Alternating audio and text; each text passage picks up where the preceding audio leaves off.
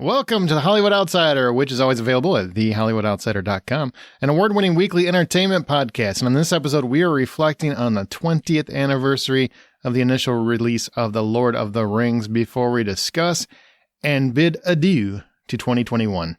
Let's get on with the show. My name's Aaron Peterson. Joining me today are my fellow host, John Davenport. Hey, Aaron, how the are you doing? You had one job. You had one job. Unpaid job. Not drop an F-bomb. That's literally, you had one job. Amanda Sink. Hello. I see what you did. You added one. Troy Heinrichs. Yeah. I can't even. I'm just like, this is the best Christmas present ever. Justin's back. Oh, I do miss Justin. Oh my goodness. Amanda, what was with the 3 hellos? Is that like a new thing you're going to start doing? I just figured I'd test it out. So every year you add another one, and then we'll just get to where there's 18 hellos before you start. Hello. I was mostly going for how many hosts we have, but that means you left out the audience, the most important people of all. Well, I've only been doing 2 hellos, so maybe one of them is for John, one of them's for you, Aaron, and then the other's for the audience. Guys, I swear, if I gotta bleep this whole thing, I'm gonna be pissed. Gonna be pissed. Is 2021 over yet? Jesus. You can tell by our tone and timbre that we're getting close to it. We are ready. Now, this is, I should mention, this is gonna be the last, we'll have a Spider-Man No Way Home episode, but that's it. So this is the last official. Wait, we're not going to talk about The Matrix and Spider-Man together? Oh, we got to talk about Matrix. No, Matrix comes out in like a week and a half. I'm taking time off. Out on the 22nd. If you want to do it yourself, you can have a great time. I'm taking a break. Do what you want. Here's what happens. Neo's dead. I don't know how he comes back, but he's dead. That's what Even happens. Keanu doesn't know how he comes back. Exactly. He didn't, yeah. So we saw that interview. He doesn't know how he came back. But yeah, we'll have a Spider-Man episode coming up shortly after this one, and then that's it until January. Woo! Because there's so much in December to go see. Did you guys hear that, speaking of Spider-Man, that people were buying scalp tickets for hundreds of dollars to go see Spider-Man? I saw they were on sale. I didn't know people were actually dumb enough to purchase them. Allegedly. Like on StubHub or something? Ticketmaster? Online. eBay. In whatever. today's day and age, didn't we have a whole discussion on how like it's nearly impossible to not be able to get a ticket to a movie these days? I'm sure we've had that Except for discussion. Spider-Man. Yeah, but apparently Spider-Man is special. Is it just because people need to see it like opening night? Like what? I don't understand the concept. Probably. Mm-hmm. That's why. To be fair, my theaters only had like one showing for the first couple of days until things got wildly out of hand. And now they have, I'm pretty sure, like 12 showings, and I'm not actually exaggerating. And they're pretty full in most of them. That's always what they do on big release. I wish people understood That's this right. sometimes. Yeah. What they'll do is they only put up one showing, garners interest and demand, because then I can't get in. And then they'll add more as they get closer to the release date, and they'll keep adding them until there's really no more need for them or they have no more screens available, because the whole idea is supply and demand. Mm-hmm. It's like, Also, why do you Gucci- want a PlayStation 5? You don't need it. All the games are still on the PlayStation 4, but you want it. That's all it is. Or also because PlayStation 4 is like barely cheaper than a PlayStation 5. So that seems silly. But it looks so much better on a PS5. It really does. Yeah. So much better. Okay, guys, quit bragging. I haven't gotten one. We do. We've got one. What's up? And actually, Don't make me drop another F-bomb. I've got a Series X too, by the way. Thanks to Troy. I don't care about that. Thanks to Microsoft. Sent us 2 for free. Yeah. That's nice. No, sent Yeah, the him Series to. X actually supposedly looks so much better than the Xbox One X. You know what? There's something we got to announce real quick. So for over half a decade now, the various hosts of the award-winning, that's us, Hollywood Outsider podcast have been doing an exclusive podcast for Patreon supporters called Bad Movie Night. It originally started off as a podcast which took any movie that was deemed bad by critics or audiences and took another look at them, quickly morphed into a show where at least one of the hosts had to genuinely enjoy the film we were talking about. Otherwise, it really made for a miserable conversation because we all just, hated the movie. So that's what it became. We even close most episodes out with our own positive review of whatever the film discussed is. In other words, a movie that might not be so bad after all. Well, now we're putting some of those episodes out, and Patreon supporters, please hold on. We're not jipping you, I promise. We're putting some of those episodes out into the ether to share with all of you. Beginning December 20th, you can subscribe on your preferred podcast app to the Hollywood Outsider Presents Bad Movie Night. Each month, another episode from our vault will hit your podcast feed on a film we've discussed. These will always be from our vault, meaning Patreon supporters always get the newest and unedited versions, and they definitely get better as the show goes. So if you want immediate access to the entire library of Bad Movie Night episodes, there's like 50 plus episodes already waiting, and they are unedited on Patreon. Just visit patreon.com/The Hollywood Outsider. That's patreon.com/The Hollywood Outsider, and sign up for the $3 or better option. You'll gain immediate access to all of them. Now, I want to point out that they're edited because when it goes on a public feed, that can be used against you in court. So Patreon is where they're unedited. So there's some stuff that's trimmed out of there. So that's coming December 20th. If you want to just check it out, the Hollywood Outsider Presents Bad Movie Night. Look for it then. Oof, that was a mouthful. That's what she said. Sorry, it took me so long to unmute myself. Jeez. Why'd you have to say it at all?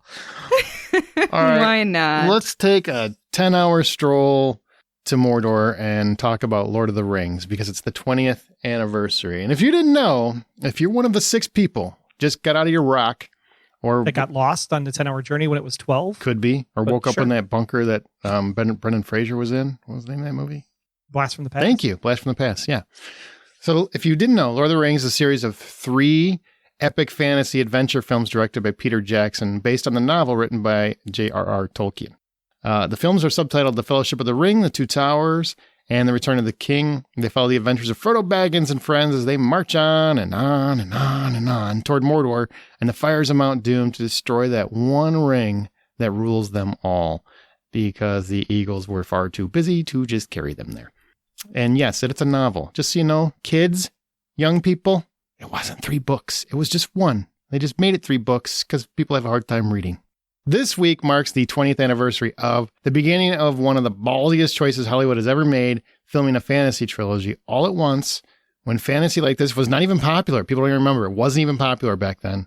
And make no mistake, you can thank this series for Game of Thrones, The Wheel of Time, The Witcher, numerous other fantasy shows that have been greenlit or movies that you've loved. A lot of that came because of Lord of the Rings. It showed there was an audience for it as long as you did it right. Too long. Fantasy was just fun and family friendly, and it wasn't deep and meaningful. And this really presented a more deeper, meaningful story. All that said, it's been 20 years. We're going to assume you know what the movies are, like what happened and all the details. So we're not going to rehash all that. We're going to talk about the experience, really. So why do you think the series has stuck around with so many people for 20? It's going to be 20 plus years after today. So what about it infused that endurance, you think, Troy? Well, it's a classic piece of art to begin with, first and foremost. It's like the #1 best-selling novel of this genre over all the years that it has existed. So just that alone, you're going to have instant built-in fan base for the property. And then when you take that and combine it with the magic that was able to be done in order to make these things possible, especially when you think about the history of the films themselves and how they were trying to get made year after year, time after time, and nobody could actually do it successfully. I think that when you see these things on screen, I remember watching the sequence in Fellowship of the Ring when they're trying to escape Weathertop and Frodo's riding with Arwen on the back of the horse and they reach the river. Like the visuals that Peter Jackson was able to conjure up for that specific moment is exactly how I saw that scene taking place in my head when I read the book. Same when they arrive to see Minas Tirith for the first time and you see Minas Tirith and it's beautiful white and the 7 levels and all of that. Like the image of it is just like spot on out of your head. And when a movie can do that, it really means that they've captured some kind of magic. And to be able to do all 3 of these and pull them off as well as they did and just sweep the awards for Return of the King. I mean, yeah, I watched it again just recently when they re-released it in 4K in IMAX. And like I cried like I've never seen the movies before. It was amazing. So good. And even though I'm happy Return of the King won that Oscar, you know it was like, well, the culmination award. No, bitch, they should have won it for each time. I still think Fellowship is probably my favorite of the three, but Agreed. Oh, for sure. Definitely Yeah. not the second one. That one's like nap time for me. wow. All right. Well, I mean, the whole thing is a giant battle the entire time, for the most part. Some, Or a hike. yeah. I was going to say, or in the second one where they're just walking for like 4 hours of runtime. I'm pretty sure they're walking in all of it. It's a lot of walking. They got little feet. Little feet. But every time they walk, you get the dun dun dun dun dun dun dun. It is very It does sweeping. nothing for me. I know. I mean, it's just Yeah, like still. it brings like music. It's like, Does that motivate Mm-mm. you, Troy? When you're out, like No. just moving through the mall? Do they have malls still? dude, if that was my soundtrack as I walk through the mall, that'd be great. It's just weird, but cool. So, Amanda, you were a little kid when they came out. Did you see them in the theater? Well, you were like probably 10, 9. I don't want to age you, but something like that. Yeah. I was. And I vaguely remember seeing them in the theaters. I remember more about it being a big deal for other people, like in comparison to even some of the Star Wars movies and the experience from all of that. It just, I don't know, it didn't impact me when I was younger.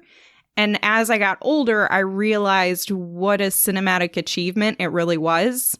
And I mean, honestly, when I saw the movies, I had no idea that there even were books related to the films. So it was just very new to me, and probably because of how young I was. But as I've gotten older, I really have comprehended the complexity of the story, the true impact around it, and the breadth of the relationships, which is really what I find special, is the friendship. Like, it's really just about how one small thing can make the biggest impact, and how, just being there and supporting your friend, you could literally be the one to save the world. Samwise, Yeah, it's really. who was really the star of the film. It's really his story. Yeah, I It's about love time him. we came clean about that. And then his friend spiraled into addiction, and you saved him. It's a dark path. It is, sure is. I like your one small thing. I get it. I did not 'Cause they're mean for it habits. to be an insult. She was channeling her younger child when she was hobbit-sized herself. Yeah, for sure. John, do you have any other different theories on why it's been 20 years and people still rave about this? For me, I think it's one of those movies that really marks what we have come to realize fantasy can be. For the longest time, fantasy movies that were taken seriously or taken to the degree of this movie were few and far between. I mean, look, I'm thinking about Excalibur or maybe Dragonlance, maybe. But there weren't really a lot of fantasy or quote unquote fantasy movies that really had an air of being taken seriously, or people who weren't just looking for any sort of combination of things to throw at it to be like, let's have the hobbits ride velociraptors and they transform, because that is the perfect trifecta of things that will get people to go to the movies. This is something where it's more the art of it, and the story was something much more important, and people really resonated with the idea of being able to go see something that they love and adore and see it be taken as seriously as they did when they enjoyed it. So I think that has the most to do with it right there. It has a lot to do with, for me, it is the relationships, right, with the people. It's just a masterfully cast film. Every character, I think, really, really lands. The fact that they made Gollum work, which if you read the book, I just felt like that wasn't possible based on where the technology was. Because, 20 years ago, it was not as good as it is now. And motion capture was really not a thing at that time. So, really, motion capture came about and, exploded because of this film, because of how well Peter Jackson and Weta, I've heard it both ways, how they made that work, and Andy Serkis's performance, and how he fully realized that performance. All those things combine for this wonderful, glorious production. And they also used a lot of practical effects, so it all blended well. And it just, I just feel like it's, I used to think it was, it's just because we all saw it 20 years ago, and, people saw it with their kids, or people saw it as kids, and it's just one of those things where they remember it as a family memory or something. But you mentioned this movie, this series, everyone has a story about it when they saw it, or one of them that they saw, or what they got from it because they were a huge fan. And if someone else brings it up, everyone can understand it. I think was it last week or last episode we were talking about how kind of cheap it is to use, it's like a CW show as a reference for a TV show. But if you throw Lord of the Rings, it's like a Lord of the Rings. It kind of does have a very specific picture in your head.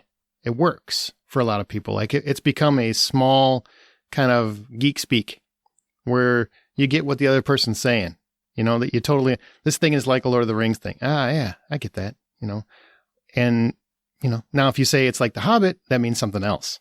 Totally different. Not good. But Lord of the Rings. Unless you're comparing it to the cartoon version, which wasn't bad. Yeah, which nobody is. Nobody is.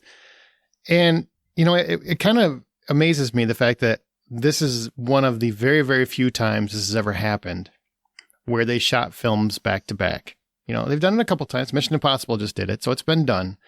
Never, I don't believe, have they ever done 3 movies at once. Huge gamble. $300 million.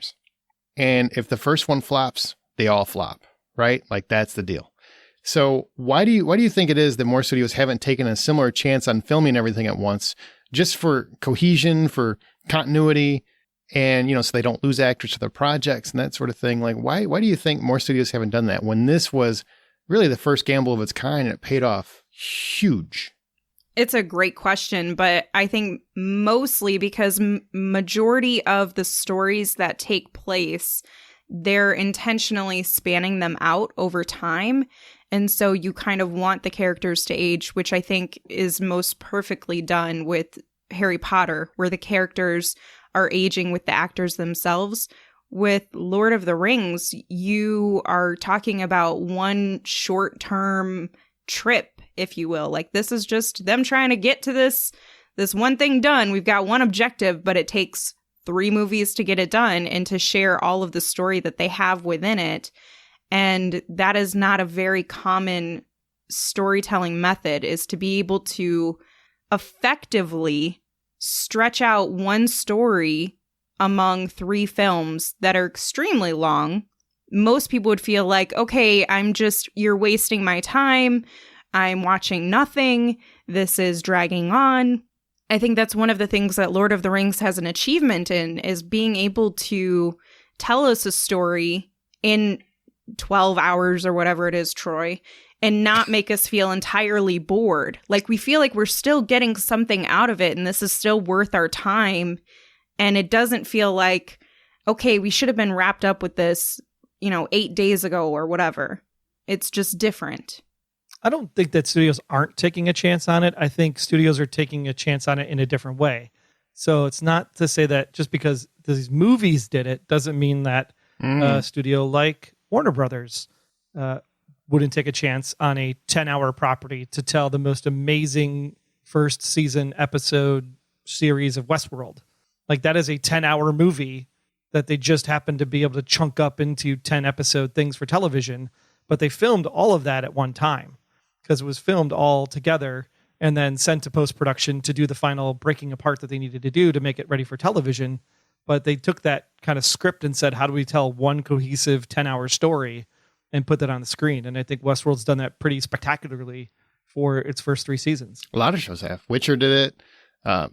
Wheel of Time, I think, is doing a pretty decent job. I know some people might feel differently, but I'm enjoying it. Game of Thrones did it every season with how much money they put on the screen. So I get what you're saying. You're saying that rather than them take the gamble in a 3-movie situation or 6 hours, they put the same kind of budget or a lesser budget. They get the same quality, but less expensive nature, less gamble by putting it on television or streaming.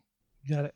Makes sense. Yeah, I concur with either one of those thoughts. The other thing that I was thinking about while everyone was, giving their sorts of ideas was that there aren't a lot of properties out there that really blend into telling a story like this that wouldn't still suffer by being cut down to, 6, 7, 8 hours or whatever. By the same token, there's not a lot of properties that you'd want to really take this sort of like trip with. Like as far as a production side is concerned, Marvel is about the only company out there who can actually bank on, if I put out a movie, everyone's going to show up for it no matter what. So let's just start churning this stuff out, which technically they are just churning out movies and banking on the Marvel name to really bring them in. Disney can't do that with Star Wars anymore because people are getting a little weary of Star Wars. There's just a lot of things people aren't really that dedicated to really show up for, and there's just so much for everyone to be exposed to. So it's really harder to really push this sort of thing these days. And the closest thing that could come to it probably would be like The Dark Tower from Stephen King, and they already tried to make that attempt, and realizing that what they did was just botch the whole thing because they tried to tell a continuation story rather than telling the story that everybody wanted to have, which was start at the beginning, tell me who Roland is, and let me go on Roland's journey and start with book 4 and then go into the story. That way you could follow in chronological order versus book order. I think they would have been much more success doing it that way. Well, they tried to make a series of that too, and that didn't take off for whatever reason. Yeah, but even that series was supposed to be like a companion series to the movies. Yep. Well, now they're making a Lord of the Rings series. It's like $1 billion for 2 seasons or something like the crazy number. Amazon Prime's just like, yeah, Bezos just throwing money. He's left. He's like, I'm done with my dildo rocket. Now I can go for this. But I think what's different about that, it's going to be in the Second Age. In the Second Age, it's all like before Sauron actually comes to power. So you're going to get a lot of the stuff that's like the backstory of all the things and places that we've seen. You're actually going to see some of our characters from I guess it's the original trilogy now in a way. Yeah. But you'll see them in a younger state. Like you'll probably see Elrond, for example, because elves live forever. I think it's going to be a really interesting piece to add in because they're using Weta. They're using the same kind of locations in New Zealand. I think it's going to be a really interesting piece to see how well it actually translates from movie to television in that regard. It also seems like they're going to be able to like dive right into magic as opposed to ease us into it. You know, that's one of the reasons why Lord of the Ring works so well is because it takes its time before it forces you to really suspend your disbelief a bit. And then once it gets to that point where they have no choice but to really force you to suspend it, then it's okay because you're already invested. My favorite thing when the first movie came out, when Fellowship came out, was, you know, and I think everything has these people that say that they read the comics, they read the books, and you know damn well they didn't read anything. They just want to feel like they're part of the conversation. You know what I'm saying? Hey, teach your own, whatever you want. Lie. Get through life that way if it makes you happy. But at the end of Fellowship, you know, you go see Fellowship and you'd be talking to people about it, and everybody was talking about it at that time. And you talk to people who say, oh yeah, I love that book, and da-da-da. And anybody that's read that book, I mean, you can love that book, but you know it's a hard read. It's not an easy read. And it's the easiest one of the 3. Yeah, that's the easiest one of the 3. But I had this happen twice at that time where 2 people told me, oh man, I totally forgot Gandalf died. I'm going to miss him. And I'm just like, you didn't read shit. Because as soon as it happened twice, both of them said the same thing. Like they were just gutted. I can't believe he's not going to be in the movies. Then I forgot all about that. I'm like, you didn't read it. If you think that, shut up. Just stop lying. But you don't want to tell them that because, you know, nobody's going to admit that they're lying. So just I'll just wait till the second one, then I'll ask them about it. Sure enough, sure did. Hey, you remember when you asked? Oh, I read a long time ago, John. Read it so long ago, I totally forgot. Gandalf the White, the huge thing that has a huge ramification on everything that happens in the book. I forgot all about it. My bad. Maybe they only read Fellowship and they didn't read Two Towers. Whoopsie. No, they said they read the whole thing. Okay, so here's a very important question. I think it's the most important question for anyone who's a fan of Lord of the Rings. When you do rewatch them, and if you don't rewatch them, abstain. But if you do rewatch them, regular or extended, it's like regular or crispy. I have rewatched these movies, each one exactly once, and it was only because I had a lot more time on my hands in that period of my life, and it was the extended cut. Okay. I truly don't remember. I mean, I've obviously seen the regular cut, and I just rewatched them with former Hollywood Outsider host Scott a few years ago. for our Black Friday marathon, but I don't know if we watched the extended editions or not. I feel like we might have. And Yeah, I honestly I'm sure you just did. don't have a preference because I like the movies, but I'll be perfectly honest, especially in the second one, I start to lose some of my interest a little bit. It's just not for me. It's not anything wrong with the movie. It's just, it starts to slow down for me. And I really struggle with that. You don't have to So- apologize because you don't have taste. It's fine. I mean, some people it doesn't come to naturally. No, it can be slow. I mean, literally, they do walk a lot. I know. And for me, it's just my attention just is really hard to stick around for all of that, especially There's because a lot I'm of back to back. characters that are There's a lot of introduced in that characters. second book too. A lot of vistas, too, of people walking and trees walking, before Groot Well, was cool. For the record, the Ents are walking in the original, and that's why you watch the extended editions, because in the extended editions, the forest is actually one of the key reasons why the orcs are driven back at Helm's Deep, is because the trees actually engulf the orcs as they're trying to escape when Gandalf shows up. So the fact that you don't see the trees in the theatrical releases is garbage, and that's why you only watch the extended editions. I Interesting. think that was his answer. I will concur, though I do agree that with both of you, it takes a hefty investment of time. Like, you need to know, I don't want to go anywhere. I like my pajamas. I'm going to stay on the couch. I've got snacks and I don't want to go anywhere to the store or anywhere else. I've got plenty of food, drinks, maybe a catheter, whatever you need to sit on that couch and watch 4 hours of each film. And it is 12 hours if you want to watch the extended. They are definitely better, but they are also definitely longer. Dear God, they're so long. But I'm engaged. Yeah, I don't have that kind of time. Well, you say that, right? People love to say that now. I know people who love the original trilogy and won't watch the extended editions for the same thing you just said, John. And then they'll sit their ass down and binge whatever random Netflix show just came out, which happens to be 10 hours, no problem. And they'll do it on the same Saturday. Yeah, but that's something new. This is too, if you haven't seen it. That's new. The extended edition literally has 3 additional, it's a whole movie extra. Brand Right. new. All I'm saying is the only time I've rewatched these was because it was extended cut. But now that there's new things to watch, I would much rather watch new things. New is always better. Okay. All right. See, my memory is so bad. Good marriage that- advice. My memory is so bad that I don't recall all of the details, and I'm going to be sitting there struggling to figure out what's different in this one that I don't remember from the original, the theatrical, regular, whatever you want to call it, Al dente. versus the extended editions. So that's where, like, I don't care. I truly don't care for any movie. Like, I just genuinely, unless I'm watching them back to back, I'm probably not going to really notice because my memory is so terrible. I'm not going to recall what's different. It's simple. Long explanations about stuff that you don't care about, more dancing, and more singing. Those are the 3 things that they add. And trees. Look, 10-second Tom's not going to remember that in about 5 Okay. minutes.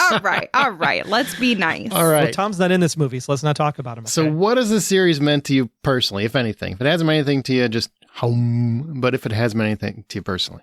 No, I like what Amanda said specifically. It's about the smallest thing can make the biggest difference in the world. And I really love in the first movie, Gandalf's line when he says, a wizard is never late, nor is he early. He arrives precisely when he means to. And I think that when we're looking at our lives as we go through them currently, like a lot of times you worry about stuff, like you worry about the future, you worry about what's going to happen. You can't do anything about that. So it's like, don't spend your energy worrying about the future. Don't spend time worrying about the decisions you made in the past. You can only worry about now. Like right now is what I can affect. And so I think that line really speaks to me to say, hey, just worry about today. Life's a lot simpler. That's how I live my life, man. I like it. Well, I think I'm the only other person that it affected personally based on... All right.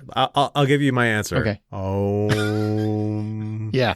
So I will tell you that I think why I tend to love this film and this series so much is it's a great connection to a lot of friends. Like I've had so many friends that we could connect over this. And you instantly, it's just like Star Wars, an instant bond.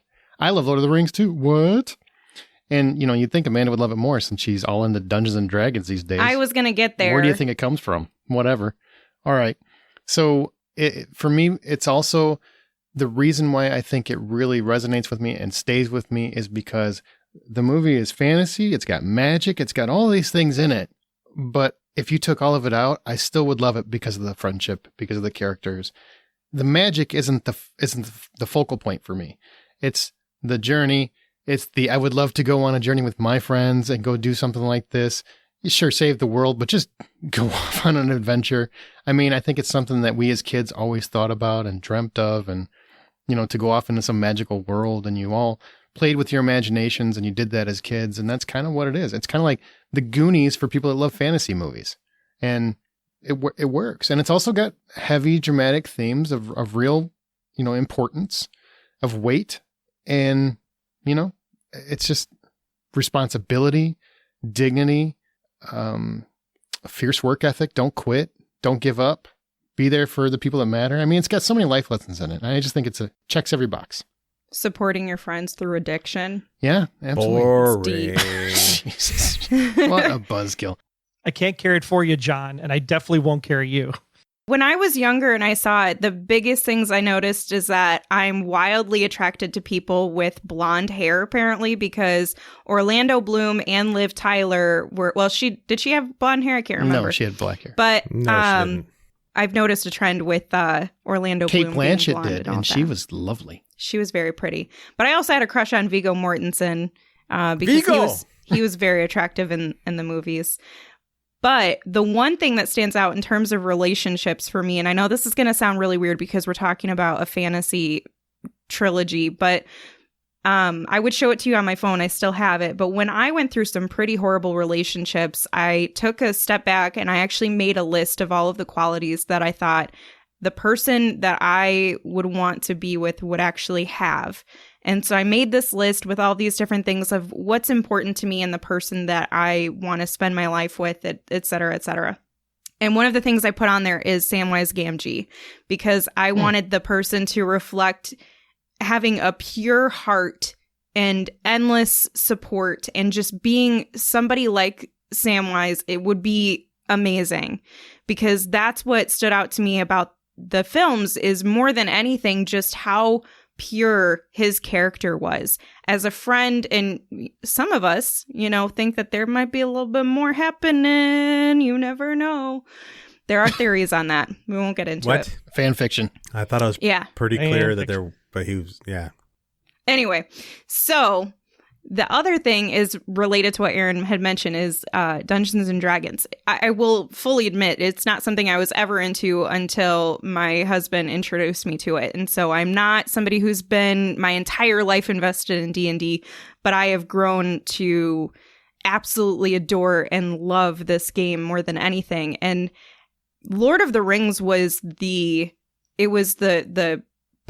where they pulled the half of their information from. In terms of Dungeons and Dragons. That's why they got a lawsuit, because they were using things like dragons and orcs and all of this language and hobbits that they couldn't continue to include. And I think for fantasy individuals, fans who never really had something that could visually represent what was in their mind and what they connected with, and just full on nerdgasm, this is what they really finally got on screen. And so especially for D&D fans, this is something that they could connect to and say, okay, I'm not as weird as I thought I was, because there are people who absolutely love Lord of the Rings and they get it. They just don't understand, what's special about D&D and how it all connects, and that hearing something like an orc isn't as unusual as you think. And so I think that's kind of special, is that it normalized some of the... Didn't make it cool. Yeah. I don't like why you're always going in the basement with your friends and playing that weird game. Really? Because you just saw all three of these movies with me. Mm-hmm. Same thing. Except I'm in charge. I make the plans. I think what's really great about the movie, too, is that it really shows you who your friends are, because you could have disagreement with a person that you're not really super friends with. But when you have a disagreement with your friend, especially over when this movie should technically end, I mean, you could get on a full-on Smeagol, throat choke going yeah. on with your person. It's true. Because there are some hard, strong feelings about when this movie should finally, nip it in the bud. I rewatched it 10 times and I shut it when they bow every time. Every time. And I tell that to some people and they get mad at me. How dare you? How dare you? How can you do that? All that stuff that happens is important. Like afterward. I'm like, yeah, but when they bow is really where it ended for me. I'm done. I know how the rest is. It's boring. There's like 4 ending points. Yeah. So just pick and choose. There is one. It is when the ships go into the west. No. That's why the song is called Into the West. There is one, and it's when you bow to no one, and then everyone bows. Swell of emotion. Cut to black. At least You know what I do. ending is the worst part of that movie is the actual ending when it closes on Samwise Gamgee, because Samwise Gamgee did his part in the shadows, in the background. He didn't ask for any accolades. He didn't ask for any favors. That's what makes the character so awesome. Mm-hmm. And then when you get to the end and you're like, oh, I left a little bit for you, Sam. And then Sam's like there with his wife and his kids, and it closes the door. I'm like, no. That was sweet. No. That was sweet. You tankerous It's old not man. sweet. God.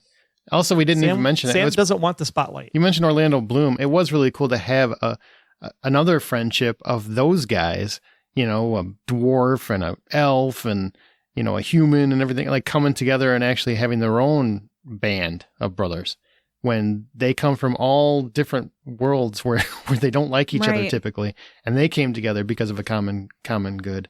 We could all kind of remember some of those themes, especially That's today. a good point. It's a good point, Aaron. It still only counts as one.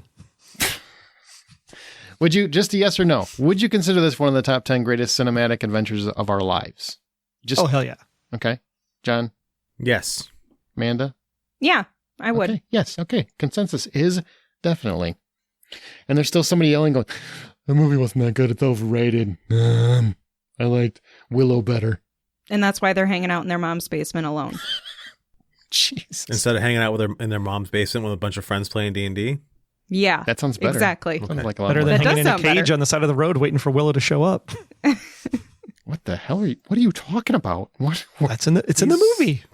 Oh, that got dark. Mad Mardigan. That's how we meet him That's first how he meets time. He's Mad in a Mardigan. cage on the side of the road waiting for You guys call yourself cinephiles. I think we need to get to Amanda's I question saw later. Willow once. Why are you yelling at us all of a Yes, sudden? you got very loud again. I didn't get loud again. Yes, we're You're all pretty making it loud. up. We're all everyone is making it up. This goes back to the point you made earlier about how Troy can never admit he is wrong. Wasn't me. I just got closer. Yeah. Well, don't get so close. Don't Stop get making so out with your close mic. to me. You know what is new on digital right now? The new movie, Clifford the Big Red Dog. It's home for the holidays.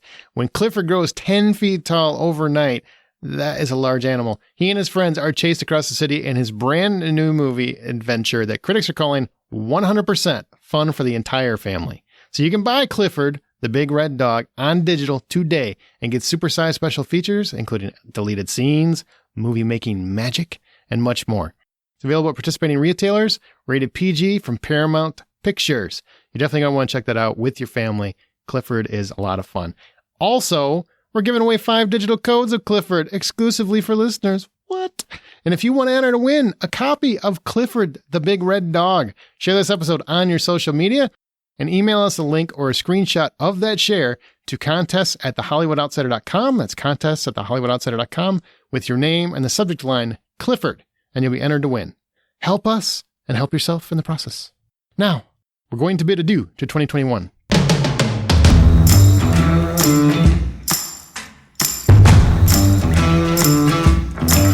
That's right. This is goodbye 2021 and very casual, very laid back, just a conversation, not monologues. Are you glad to say goodbye to this frickin' year? Yep. Hell yeah. I thought I was going to say that about last year, but apparently, yeah. It just keeps going. It's starting to blend into each other, so I'm hoping there's something different about 2022. Do you feel like every time the year comes to an end, somebody's got to introduce some stupid new variant or something? We're just going to keep doing this for 10 years? Is that what we're going to do? Can you not jinx it, please? Thank you. It's already been jinxed. I think they skipped that in the Greek alphabet. So everybody's ready to say goodbye. That's what I'm hearing. Yeah. That's what we said. Okay. I think Maybe at you like to least stay John put. I don't has- know. Every month for the last 2 years, I feel like it's just gotten weirder and weirder and weirder. And this is like this year, everybody's wanting to kick someone to the curb. Like everybody has this list of people we should cancel or get rid of or whatever. I mean, I was told not too long ago, now I'm supposed to not like Chris Pratt. Apparently he's on the hate list for something because he's going to voice a fictional Italian plumber and pipe jumper or whatever. I guess that's a problem. And he puts nice things about his wife online and doesn't mention his son, and that makes him an a-hole. I don't even know. The internet's like, it's all over the place. I just can't keep up with what I'm supposed to, all the negativity, disdain all over the place. I think that sounds like a goal for you in 2022 should be less internet. It's weird. Like, what? And everybody says, like, there's no cancel culture, yet I constantly have people trying. And maybe there's no culture, but there's definitely people trying to do it on a regular basis. Make it stop. Get back to happy things. You guys don't seem like you even want to talk about this year. You're just like, we're done. I don't. We're done. We are done. The biggest way you stop cancel culture from happening is you just don't give it attention. That's the there problem. you go. That's what I'll do from now on. Yeah, because cancel culture, all it really is the vocal minority being louder than everybody else. It's true. But too many people listen to them sometimes, on occasion. Those are the people that have a problem. Those are the people that need to go to therapy because they shouldn't be listening to them because they are a vocal minority. Damn, son. All right. Well, yeah, it's like, I mean, sure, it's great that Sonic got fixed, for example. But at the end of the day, like, how many people were really concerned about Sonic and how he looked? Everyone that was apparently a fan of that. It did look pretty weird, man. It looked like a creepy little monster. But see, that's the thing. A couple big wins, right? They got Justice League made, which was a great win for fans because that movie's great. I thought it was a fantastic, one of the best things of the year. And they got Sonic redesigned, which is great because that first one, I disagree with you, Troy. I think it looked like a hideous monster. Looked terrifying. It was pretty scary. Like a critter, one of those critters. It was not right. And yeah, like from Spawn of Satan or something. But then they get a couple wins, and then they just won't stop. Like they're still trying to restore the Snyderverse. Let it go. He moved on. He's making shitty zombie movies now. Again, there's what, 1 million people that care out of 7 billion that live on the planet? True. But they did give me Justice League, so everybody's like, well, they're so mean. I'm like, yeah, but I got Justice League, so yay. So good for them. I'm going to use them exactly how I want to use them. I mean, that's you know what? my Let's thing. just try to get that Snyderverse reinstated. that's fine. Stop being such an asshole about it. It's fine if you like really feel passionate about something and you're like, nah, this looks pretty messed up, man. But once they start sending death threats and it's like, you should lose your job because you're not doing things the way I want you to, your story isn't reflective of what I'm hoping it'll be, you killed off this character and now it's horrible. There's just, let's stop being so demanding of how artists put their art out. That's where I'm at. And I know that's like a piece of cancel culture, but it's the part I don't like is people who are just awful, like just horrible, mean human beings. Sure. Yeah, like I'm surprised that people didn't complain about not receiving a Gucci product after they came out of the movie House of Gucci. And then that just would have like gone wildfire. And then people would stop seeing House of Gucci because they weren't going to get their Gucci product, even though there never was going to be one in the first place. But that's literally what happens on the internet now. It's crazy. Weird analogy, but fair. Also, you were wrong. That movie was not as bad as you thought, or as you said it was. And it does make sense to somebody who is not invested in Gucci, because I don't know a damn thing about the fashion industry, but I was able to track what the story was and all the details and who was who. I didn't say the story wasn't hard to track. I just said the story was boring. It was so long. You did say that if somebody was outside of the realm of the fashion industry or knowing who was Gucci and all of that it would be hard to follow, and it wasn't. So I'm just passing that along to you. It'd be hard to follow if I don't care, because I just would have left. So we each have like a question pertaining to 2021. Mine is pretty simple. So the Marvel Cinematic Universe, it's a beautiful thing. Everybody loves it. Nobody will ever, there can never be any criticism levied against it. It's against the rules at all times. But it should. It's open to criticism and critical discussion. Does it bother you that Kevin Feige has said that the MCU is not connected to the Netflix Marvel shows? And he's gone to great lengths to say that, despite Disney initially connecting them. If you go back and look at the actual press releases, which I did, and they do. In fact, Joseph Lub, I believe was his name, who was in charge of those shows, connected them himself. And people always say, well, he's not Kevin Feige. Guess who employs Kevin Feige? Disney. And Disney connected them via press release. Disney trumps Kevin Feige. Suck it. Anyway, well, now he's saying that Charlie Cox is still Daredevil in the MCU.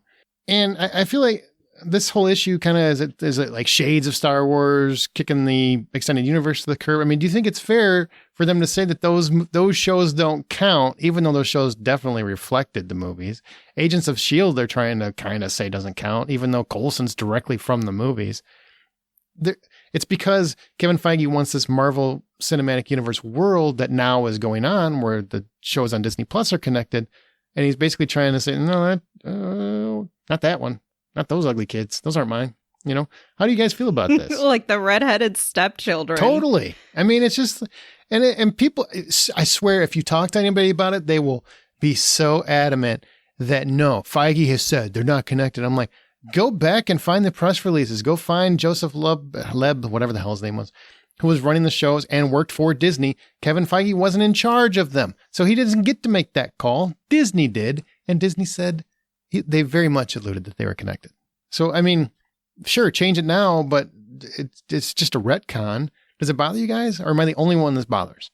No, this annoys the crap out of me because Agents of S.H.I.E.L.D. should be connected, and Daisy Johnson, who's one of the more powerful characters in the Marvel universe, just gets wasted to a TV show where and Chloe Bennett can easily be transferred over from Agents of S.H.I.E.L.D. to one of the movies, and she should have been.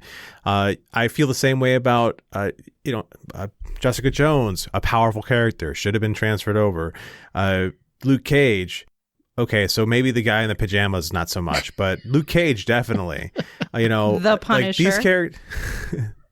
The Punisher, no. It's too hard for Disney. Disney's not going to do that version of the Punisher. That's the sad part. We don't need the Punisher, but yes, we do. No, we don't. Yes, we do. But let's agree that we do. Man and I do. Well, anyhow, like I get annoyed at the whole thing because of so for the exact same reasons of Star Wars. You can't just sit there and say it's punted to the curb. No, we're going to pull it. No, we like this part. And I get why they're doing it because Charlie Cox was such a great Daredevil. But at the same time, that was a great Luke Cage. That's a great Jessica Jones. That's a great Daisy Johnson. All these people who are great, you can pull them into the movies and make great use of them. So yeah, I'm bothered. I disagree on Charlie Cox. I think he's milquetoast. Yeah, I said it. He's what? Milquetoast. He's bland. Milquetoast. He's the Kevin Costner of he's bland. Marvel characters. What is the origin of milk toast? Is this me aging myself? No. Yes. No, just uneducating yourself. What the hell is milk toast? Has somebody been putting milk on their toast? That's just a way of saying wildly boring and uninteresting and has little flavor. Okay. If I add cinnamon to it, then I would have Cinnamon Toast Crunch, and that's not actual toast. Just look it up after the show. What do you guys think about this? Outside of John, Troy, do you have an opinion? Amanda have an opinion? No opinion? I mean, I don't care, to be honest. It's like they're in, they're out. Yes, no. The properties work, and because at the end of the day, all you're gonna go multiverse. Yeah, and then they're in, they're out. Doesn't matter because the multiverse just exists now. And that's the problem. Yeah, I can't stand the multiverse. It's just a lazy way to get out of everything now. Every mistake. Multiverse. That one didn't count. Multiverse. Shut up. DC's got the same problem. I mean, how many different Earths are there? It's like, you can do whatever you want. Yeah, but DC uses it in a much better way. I didn't say they didn't use it in a better way. I just said that it exists. So they can do the same thing. Yeah, it exists. Well, not to film, though. Exists. Film it, they haven't yet. I mean, they haven't got the CW shows, which I don't. But I mean, you could literally take all the CW shows that actually had Crisis Earth that happened, and you could still say that the DC movie properties taking place on a whole different set of Earths very easily. Well, you know what? Actually, going back to this whole, Ezra Miller did show up on Flash as the Flash. When they did Flashpoint, right? Or something like that? Yeah, they did Flashpoint, and Ezra Miller shows up, and he's like, "Hey, I'm the Flash," and he's like, "Wait a minute, no, I'm the Flash." And they have a whole conversation back and forth with each other. But it's like that Spider-Man meme? Yeah, pretty much. Just pointing at each other. Only it's Grant Gustafson and Ezra Miller. Yeah. So I'm perfectly fine if they want to exclude the next Netflix Marvel series or they want to include them. The problem, I guess, that I have. First, I should say, of course I would prefer for them to be included because, like John said, the casting is already talented and you already have, it's just bankable. You know that people loved those actors in those roles. So just stop being such a conglomerate and work with an organization that you guys can both make money from doing this with. That's how I feel. However, the thing that I feel is most annoying about the situation is just the lack of communication that's very evident between Feige and Disney, because Disney doesn't seem to have a concrete decision on what they want to do, or it has changed over time. Yeah, it's changed. And Feige seems to feel like, well, I'm just going to do whatever I want, though. So, like, it doesn't matter what Disney says, even though it does matter what Disney says. And that's the part where it's just like, okay, can y'all just tweak your communication just a little bit? Just say hi to each other and ask questions, maybe? I don't know. They do. I mean, they're in total lockstep, I think, now.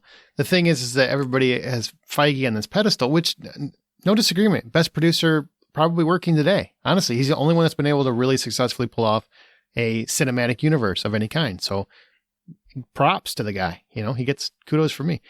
But I mean, other than that George Lucas guy, I mean, twice. Yeah, I would still give it to Feige. He's still winning. Yeah, he said successful. Let's keep and continuous. And Lucas hasn't been in the production game in a while. So working today, how's that? Does that make you happy? But that makes it better. Still think he trumps Lucas. But in terms of 20 movies versus 9 movies, Can I even if you finish try my to count point? them all. Disney ultimately, No, you can't. Disney ultimately owns everything. So every time people say, well, Feige makes the decisions, all they have to do is have 2 or 3, 4 huge flops. Then you get 4 or 5, 2 or 3, he's going to be on the radar. 4 or 5, and then he's on the hot seat. 5 or 6, he's out. So if you think You're super optimistic. well, yeah, I'm just trying to be very, very optimistic there. We're like, well, we'll give him the benefit of the doubt. He's done so much to this point. As soon as the flops start happening, Feige is not as special as he used to be, which will always happen. It's just like anything. Nothing's going to last forever unless he's lucky. Maybe he will. But, I'm just saying, Disney controls it. Don't make the mistake that Feige runs everything. He's just in charge right now. That will change. Just like Bob Iger was in charge for a long time. Now he isn't. And it's a different guy. And that guy might have a different way of seeing how things roll. I also wonder if part of it is like a marketing ploy on Feige's part or even Disney's part for one of them to put it out into the ethers and say it's going to be this way or it's not going to be this way. And then the press and audiences have a capture of what that individual is saying. And now that they've accepted that's the reality, it kind of forces the hand of the other individual. So whether it's Feige going out there saying, no, it's not connected, and he says that, and Disney's kind of like, oh, okay, well, I guess it's not connected then. Later on, they say, okay, well, I guess it's not because whatever. Well, I think he has an ironclad plan now. He didn't have control of the TV world back then, and now he does. And he has 2 platforms to, just to provide the entertainment on, so he can connect everything. And I think that's where it is. They're just trying to retcon the mistakes of the past by just pretending they didn't happen, I guess. It's weird. All right. So Amanda, you're up. Any question? Okay. Well, first of all, I do want to address milk toast. I did Google it, and apparently it is an actual cuisine, like a dish. So that's weird. Back to my question, though, and I did choose a different one that's more relevant to 2021. And I want to ask you guys how you feel about this dramatic shift and what I've noticed more so this year and even a little bit last year with the pandemic in our entertainment news outlets from being worthwhile and even considerate to spoiling things in headlines and sometimes just being flat out wrong simply to get clicks. Like, we're not going to fact check anything anymore. We're not really going to put anything together that's worthwhile. It's just, let's see what we can drum up today because we've got a few vloggers on our team now. God, I hate that. There's news on the internet? I was lost on that question. Well, quote unquote news. There's entertainment articles at this point, or blogs, or listicles. Or podcasts even. Or even, yeah. It's a real problem. Like, it's legitimately a real problem.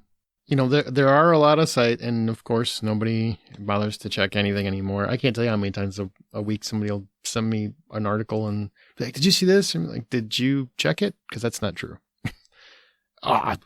Because you say you don't, you know it all, but no, man, it's just there are facts out there. Just find the facts, and the facts that's not true. Like there are so many sites right now that all they do is make up stories and then say it's a rumor. And then people go mad about it. Like they will be sharing it left and right. They're clicking it. I mean, in our group, we actually weed a lot of that out. We'll delete those posts if, once we prove that they're not real, because it's just like, no, we already got enough of that in the world.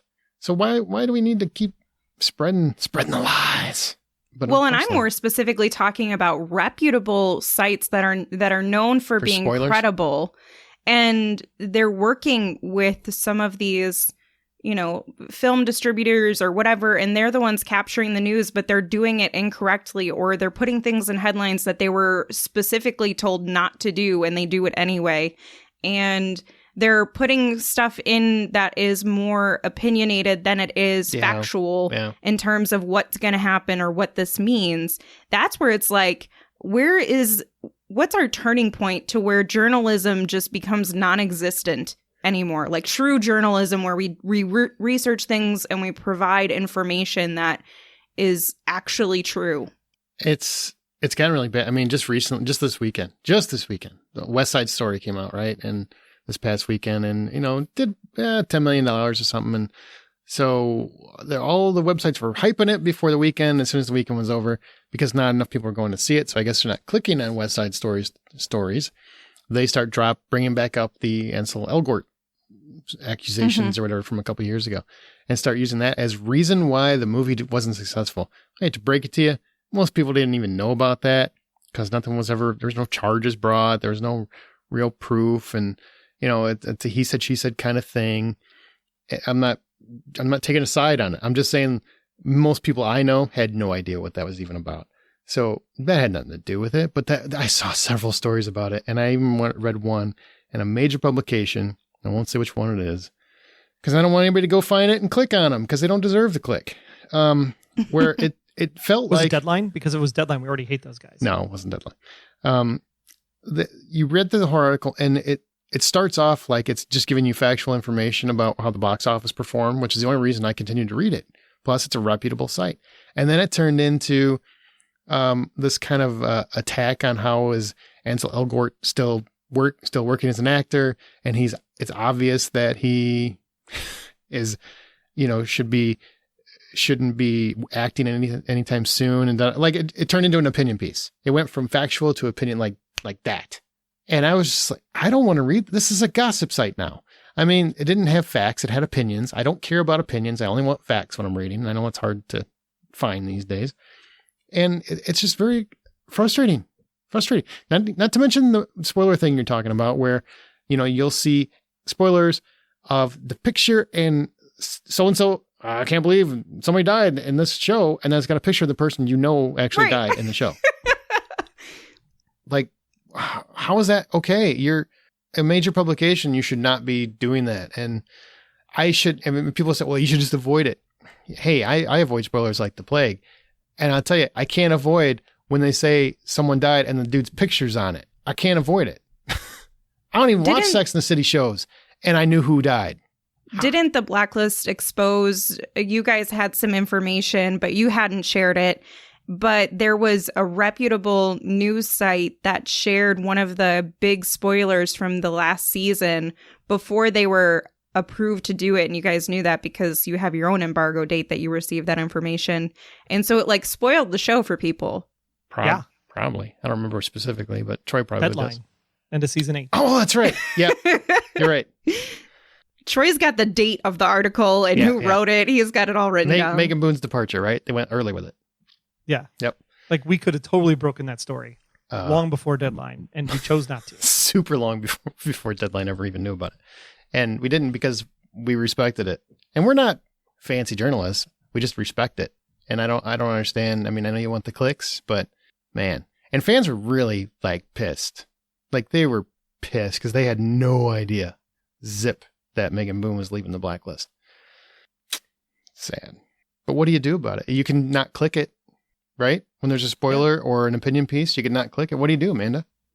And part of this is prompted by I can't wait to see what happens on Thursday with the Spider-Man release for No Way Home. They have like videos out of don't spoil the movie. They have their own hashtag, and I've muted the words, but I've done this before and I've been spoiled simply like what you said, Aaron, by the picture of like, this has been redacted, but then it's in, I mean, sometimes they're so bold as to just put it all in the headline, but then I stop following them. So it's just hard because sometimes you're just scrolling and it just happens to be on your feed, or, you know, you don't even follow that page and someone comments on it. So it shows up in your thread on Facebook or something. And you're like, what the heck, man? I didn't want to see that.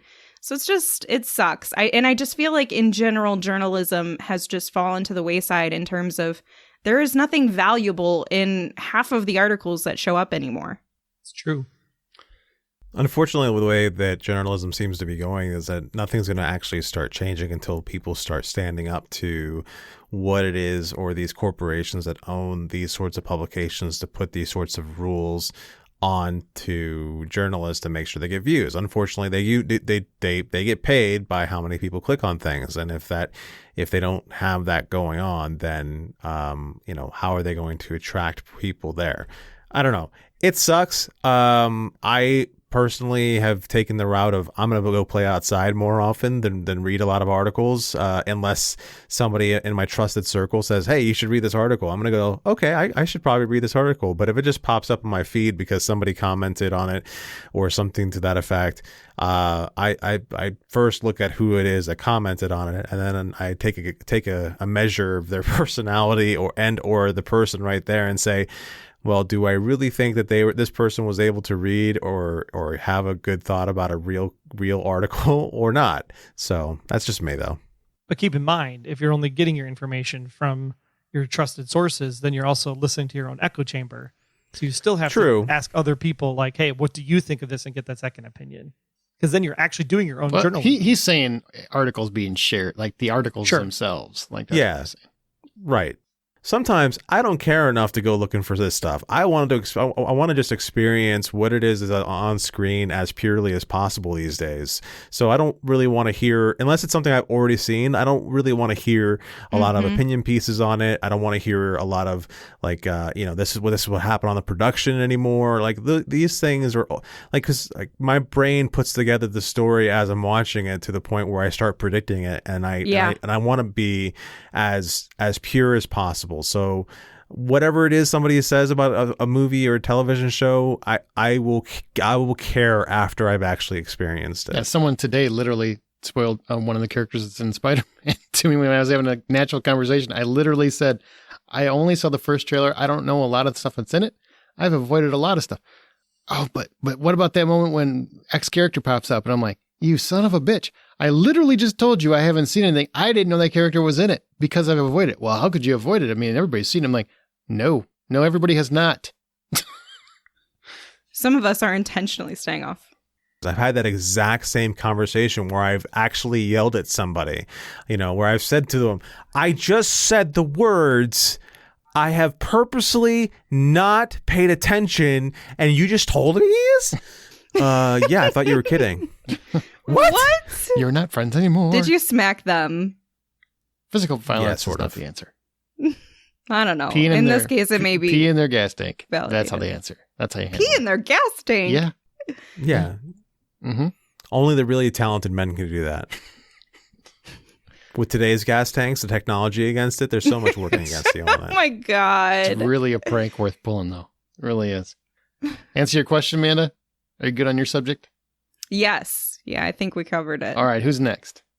I believe that is me that's next. So it looks like, at least as far as a lot of articles that I've been checking out, podcasting in 2021 has become officially mainstream. So if you look at what you have out there in the world, you have so many new shows that are taking fictional stories and creating like a podcast is actually a big component of that fictional story, or the characters are part of a podcast, something to that effect. And or you're seeing some podcasts be turned into an actual show these days. So that being said, and saying that like podcasts are actually becoming mainstream. Do you think, number one, I'm actually adjusting my question a little bit. Number one, do you think that the Hollywood Outsider should start looking at more of doing reviews on more podcasts that are out there? Or you can choose whatever one you want to answer. What other types of podcasts do you want to see or hear out there in the world? I want to see less podcasts, to be honest. There's just less competition. Well, not even so much from that. Just like there's just so much information, and I think there's also like it's become.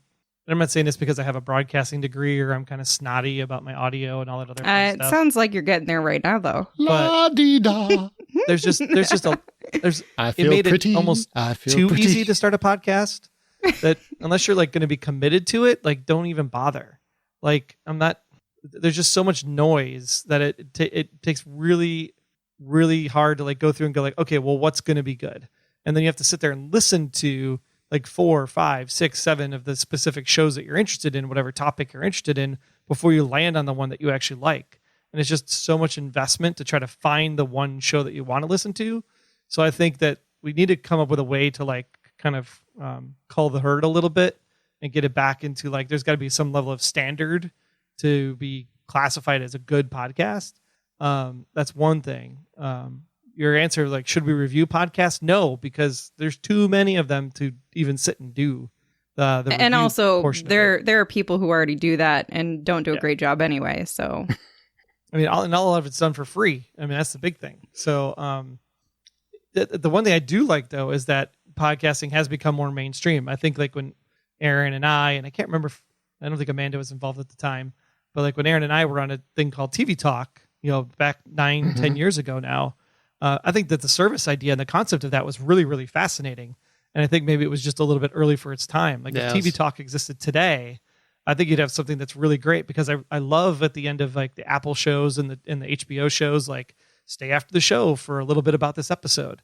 Like that's what I'm looking for. I'm looking for that 15-20 minute, just little like, tell me about this episode and why it was so special or meaningful, or why did the writer write this particular topic?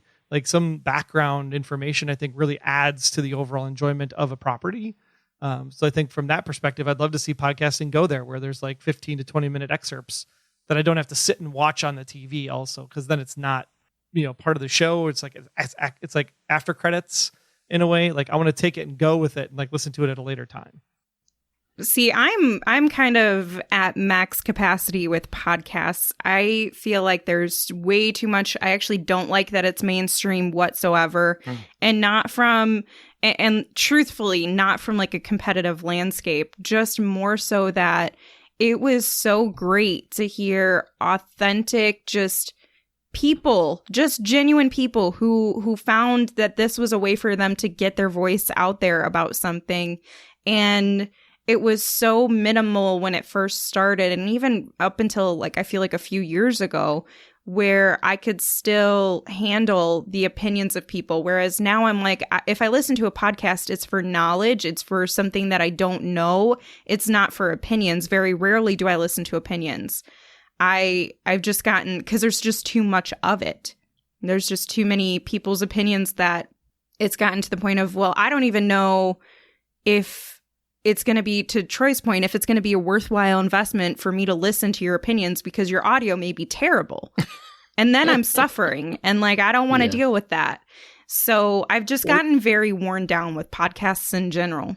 Or the reverse, where it's like, I really, really want to hear your topic, but I can't hear a damn thing you're saying. But it's terrible.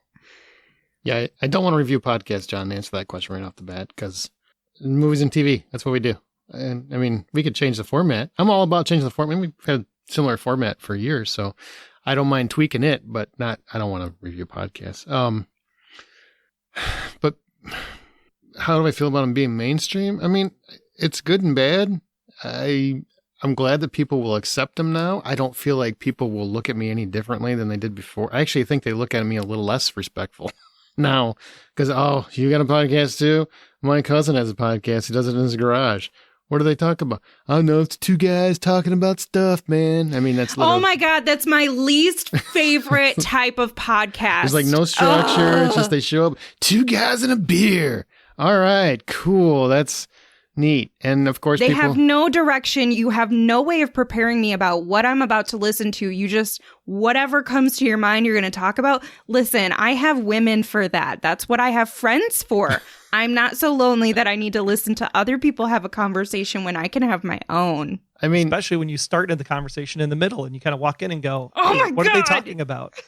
yeah, I Yes. like opinionated podcasts. I just want like informed opinions. And when it's just too often, especially COVID times, I mean, so many people will be like, "Hey, I'm doing a podcast," and they'll be, "Check out my podcast because I've done one and for years and years and years and all that stuff." And I appreciate that they think of me to sample it, I guess. But far too often, it's that kind of format where it's just like, "Two guys, what do you want to talk about?" "My vacuum cleaner, man. I can't believe the way that it vrooms." And I'm just like, that's not good. "Well, that man," and then you'll hear somebody else talk about, "That was freaking hilarious. Love that episode." And I'm like, "What episode? It was about a vacuum cleaner." All right. So maybe I'm out of tune. I don't know. But your podcast is equivalent to your vacuum cleaner. yeah, It sucks. exactly. It was, That was such a dad it was joke. good though. I wish would have thought of it at the time. So I don't know. I mean, it's just, We- it's great. I mean, it's great. And it's obviously diluted our numbers some because there's so many other podcasts out there, but it is what it is. It's content overload in general. There's so That's the much. problem. And celebrities are taking over just like they do everything else. Yeah, Oh like, yeah, like, celebrities. like no offense to Maggie Lawson and Tim, but it's like I don't need a psych podcast. I mean, Aaron might still think that you I need a kinda psych liked it. podcast, but Except I mean, it's sad. It's like the cast and they're doing all these great stories and I'm checking it out. You know, the psychologists are in, you can check it out. And I enjoy it. But also I'm like, you're not talking, like, it's literally, they're on the 4th or 5th episode. They keep putting the episodes they're talking about on there. They have yet to really talk about a single episode. right. Like I thought I was getting like the TV recap portion of it, and they're just literally doing morning radio. Or stories about that particular episode. But instead they're going way wide. So For me, I liked to think about the idea of more storytelling happening through podcasts, and I think about like Aaron, you got me on a show years ago, We're Alive, oh yeah. and as an auditory experience of storytelling, it's fantastic. It's each episode is anywhere between 10 minutes to 20 minutes Very long. short. They're easily digestible, and the storytelling as far as like it's probably one of the best zombie apocalypse things you can actually spend time with, because of the characters the character development, and the kind of stories they're telling. But also there's the black tapes, where it's something else that I really enjoyed. That was I again loved the another black tapes. another bit of storytelling that happening. Tannis is another one. I didn't get so much into Rabbits, which is another one of those from the same production company. Right. Limetown. I do myself want to see more of, like, I want to see a renaissance of the 1950s radio shows, and it would be very cool to have it out there. I think it's very possible. There's so many voices to be able to do it. You can do that sort of thing with such a cheap production quality to it that it still sounds pretty professional, and that's what I want to see. Yeah, the number of pilot scripts that get rejected every year during pilot season. Just take the pilot and make it a podcast. Mm-hmm.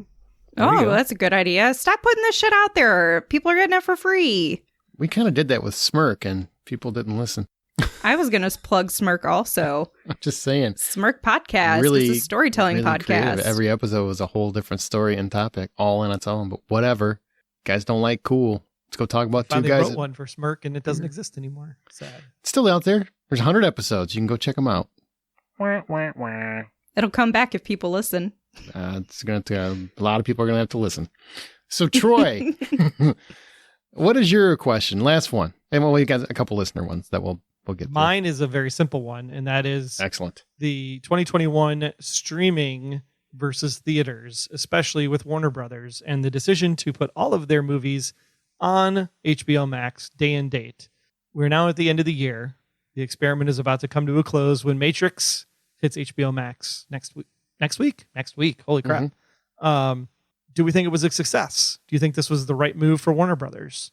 Do you No. think other places missed out, or do you think it was just a complete failure? Go ahead, Mandy. You started. Oh, I was trying to be very succinct. No, I'm not a fan. Okay. Were you trying to be succinct? Get it? I was. Your name? Succinct? Oh, that'd be a good Twitter handle. It should have. Yeah, missed opportunity. Except she's not, but okay. That's the irony. See, it's not true. That's why it's funny. Yeah. Look at them explaining irony to you. She's more like sus. That's for And we're explaining milquetoast to her. Everybody's learning something. We are a learning podcast. Knowledge. Yeah. So I don't know. I don't really feel like this was good for the interim. This is not a fruitful long-term experiment that you should continue doing. I don't think that there's enough value in it for the film companies, even, no less the individuals. Like, we still need to find a balance of being able to put some of these movies on streaming platforms, by shortening the release window. I think that's a great way to do that, where you don't have to always go to the movie theater for every single movie. But you also don't have to wait 6 months for it to come out on DVD or Blu-ray or whatever you watch it on, and then receive it in the mail. And then you get to finally watch it or come to Redbox or whatever it is. I like that the theatrical window has shortened. But if you completely stick with day and date release, like, you're just eliminating, I think about even just the film critics, how many independent journalists are going to be completely wiped away because they don't have access to some of these untouchables that are day and date release. So, like, they have to go to the theater to see it, or if you only release it on streaming, then they're limited. You'd think that it would be more accessible, but it's actually less accessible, I think, when it's just streaming to get your screening copy. I don't know. We get online video on demand pretty often. Yeah, but when I'm talking about like blockbusters through Disney or HBO or anything like that, it's tough. Got to be willing to spoil stuff online to get those. That's how you get those. Just accidentally uploaded to your website in 4K. Absolutely. It reminds me, I got to check my sister's Plex server. Oh my God.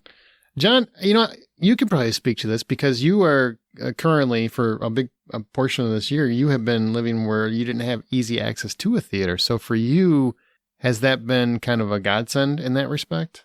So does that make you feel any differently about it or no? Okay, so I'm of two feelings on it. Was it successful? Ultimately, the numbers of subscribers at HBO Max and how they've grown will be the measuring stick for that.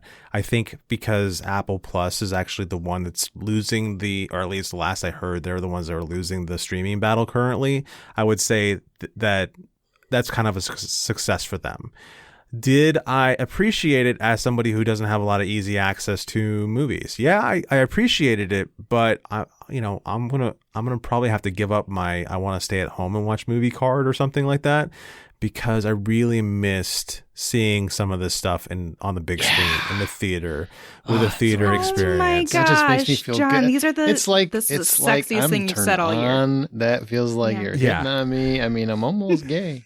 A little bit. Yeah. So I reflect on things like Dune. I feel like I loved the movie Dune. I did enjoy this version more than the original version.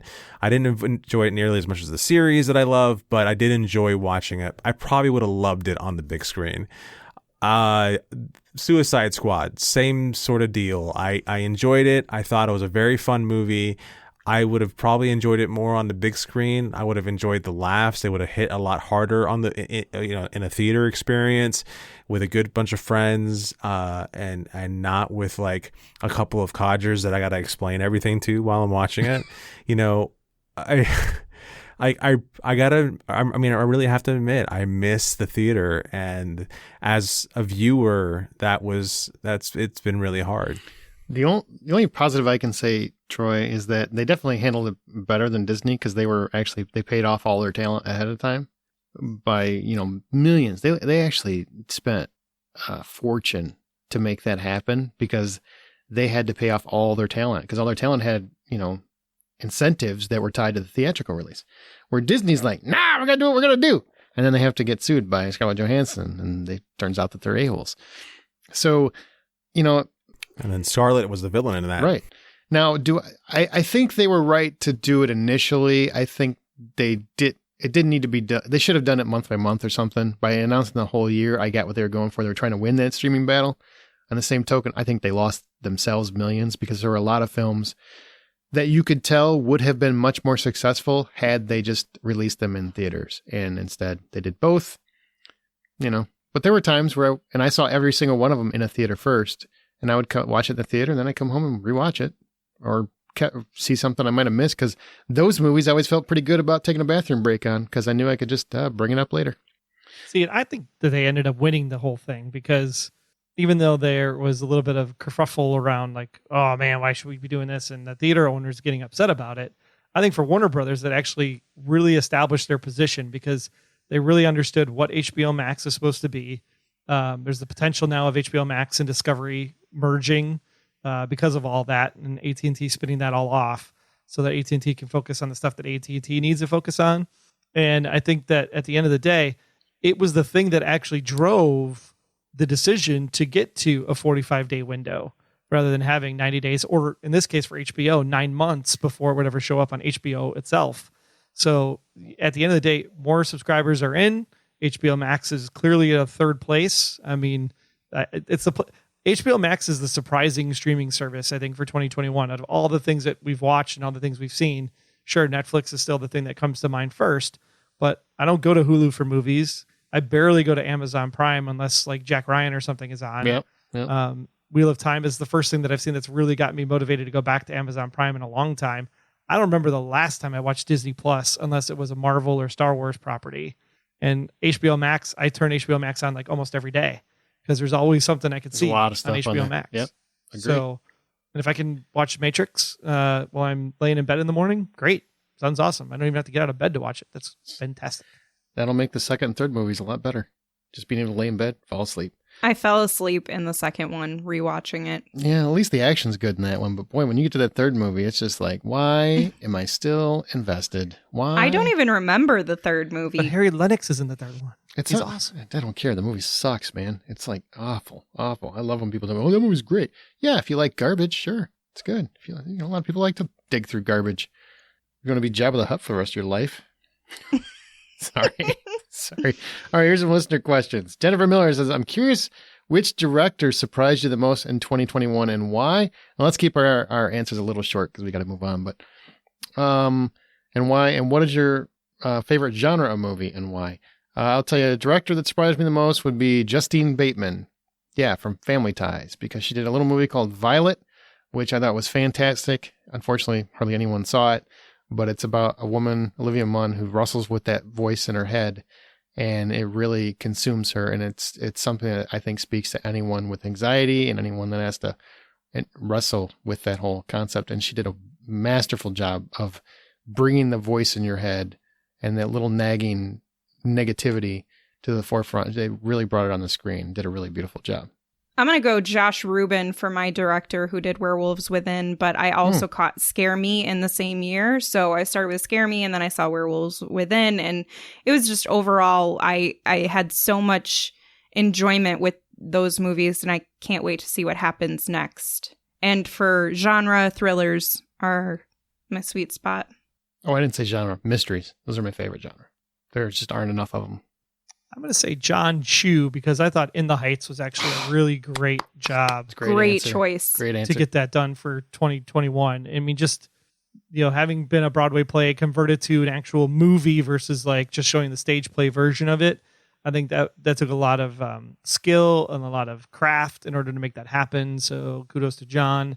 I like musicals. We'll say Tick, Tick, Boom once again. Must watch. Have to go see it over and over and over again.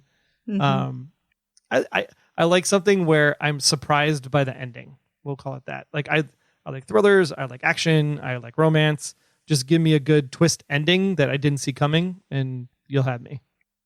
I want to say Lin-Manuel for Tick, Tick, Boom. Like I'm I'm not the biggest fan of musicals, but I don't know what drove me to decide to sit down and watch this one, but it caught me right away, and I was engaged, and I was having fun, and I was enjoying the music, and everything about the way the story was being told was just fantastic, and how they laid down the through lines to Rent was pretty solid as well. So yeah, I'm gonna go with Lin-Manuel and Tick Tick Boom. As far as like my favorite genre for 2021, I'm going to say horror. I've been relying a lot on horror for 2021. And yeah. A lot of great stuff out there, too.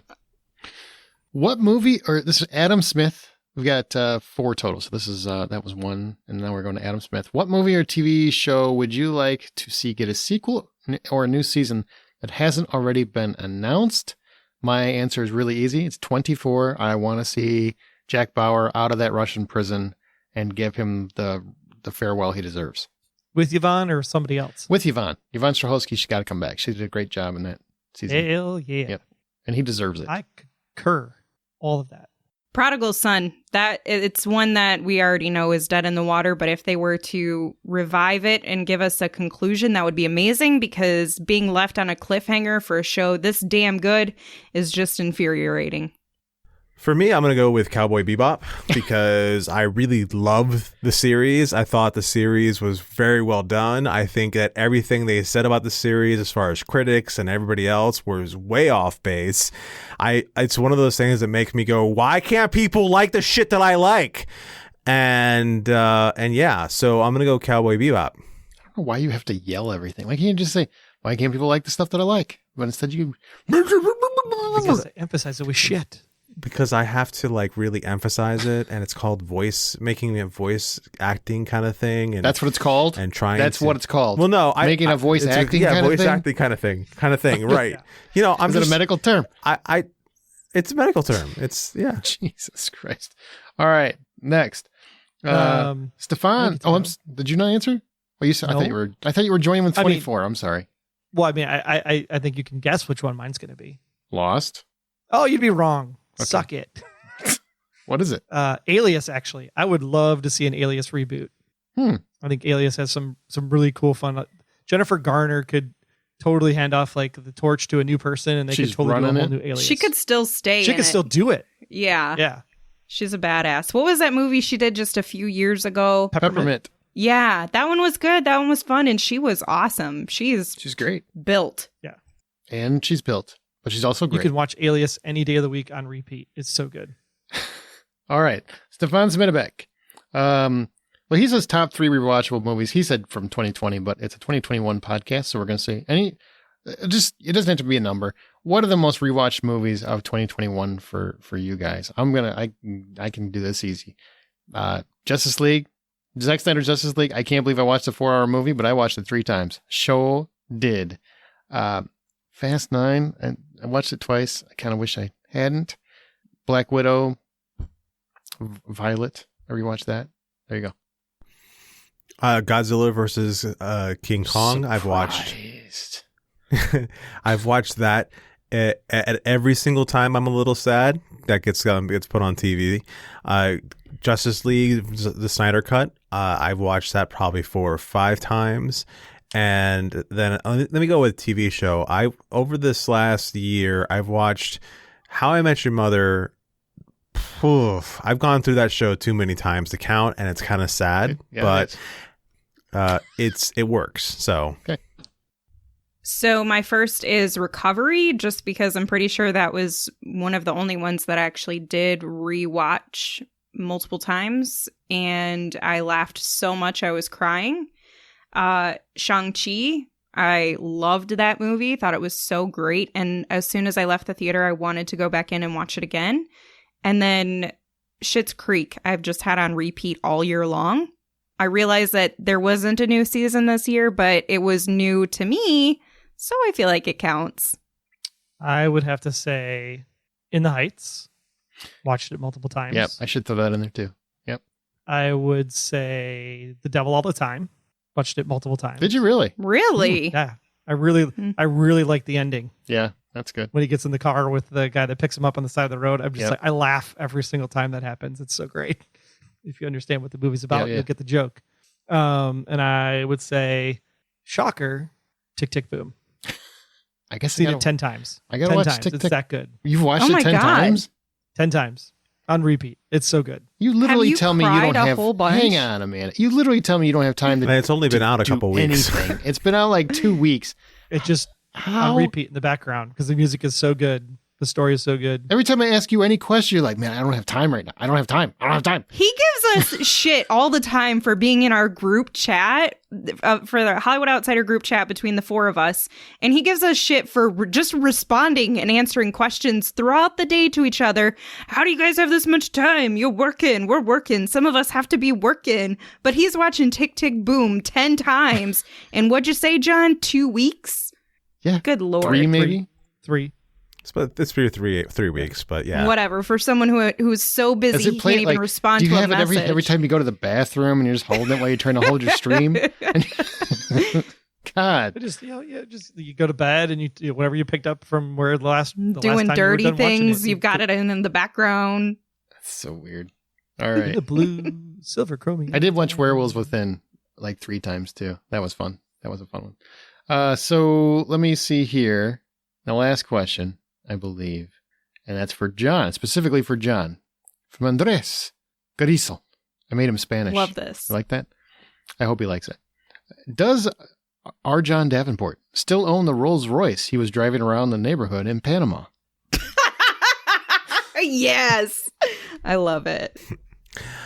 Yes, but you know, we couldn't bring it back to the States in more than just one piece, so we had to break it up in like 15 pieces, and we couldn't find everything. It's just too much. That reminds me. It's only okay for you to do it's that really because not, you came you're from Spanish. Panama. You can have that and not Right. get a letter. So you know what? I'm gonna go ahead and let me just help dispel some of this stuff. You had 2 nannies. It sounds a It's lot done. fancy. It's done. You had 2 It nannies. sounds a lot fancier than it really seems. Both of my parents worked full-time jobs. Like the You only way had to a nanny. You had 2 nannies. it wasn't they weren't even nannies. Like, we don't count. We didn't ever call them. Just nannies. call them the help, It right? was- You called them no, we called them nannies maids. like 2 weeks Yeah, ago you- or a week ago on No, the I podcast. called them maids. I called no, them maids. go check the tape because they were our sucker. maids. You called them nannies. Okay, I never said You nanny. did. Go back and check None the of tape. us have I never maids. said nanny. Go. Nanny is not a word I Go use. check the tape. Go check. I'll go check the tape. Fine. Nanny was not a word I use. Anyhow, and like we didn't live in a fancy neighborhood. It was just like it was a whole lot of double wides, or in our case, it was like a quadruple wide because my dad kept on building onto the thing every chance he got. But but when I say my dad was building onto it, he was the one actually out there building onto it. Are you sure your maid wasn't yeah, the were the- one were the doing maids out it, there or your helping? 2 maids? Were the maids out there laboring? Were they the bricklayers too? No, they didn't do anything like that. They only cracked his bathed us. toes. No, and cracked my Only toes. Cracked my toes. Hey, That's insane. it's not as fancy as you guys merely make it sounded out to be. That's all. Yeah, we're definitely talk so much about your non-peasant theater that we just assumed that you came from this high society. Hey, I really enjoyed being able to appreciate the finer things in life because I didn't always have the finer Doesn't things sound in like life. you And as never. much It as sounds like you never not had the finer things in life. That's all I'm saying.